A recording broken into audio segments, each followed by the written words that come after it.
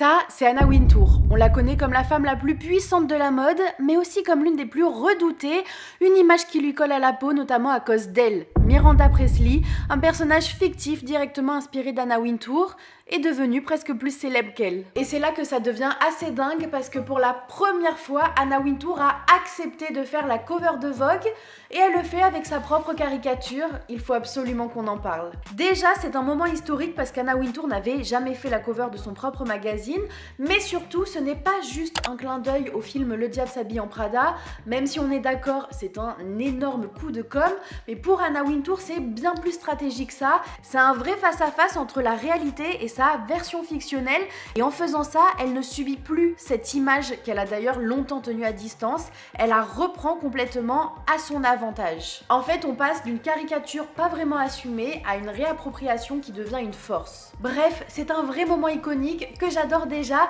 et c'est pour ça que j'ai voulu le traiter un petit peu différemment en vous proposant une intro plus créative que d'habitude et en m'amusant réellement sur le montage, et pour ça je suis passée par l'application Première Mobile. On le sait aujourd'hui sur les réseaux, capter l'attention est devenu un vrai enjeu, un vrai défi, et ça ne se joue pas qu'au tournage, ça se joue surtout au montage. Comme vous avez pu le voir, à partir d'un clip simple, j'ai pu structurer mon propos, donner du rythme, ajouter du texte pour capter, même sans le son, travailler les visuels et surtout adapter le format au code des réseaux sociaux. Ce que j'aime, c'est que le rendu est hyper clean, très pro, tout en étant accessible directement depuis le téléphone avec une prise en main que j'ai trouvée très intuitive. Il y a plein d'options, plein de possibilités, je trouve que c'est assez dingue. Et surtout, ça permet de transformer une idée en un contenu engageant très rapidement, et ça correspondait parfaitement à ce moment mode. On le sait aujourd'hui, la mode ne crée plus seulement des vêtements, elle crée des images qui marquent, et la manière dont on les raconte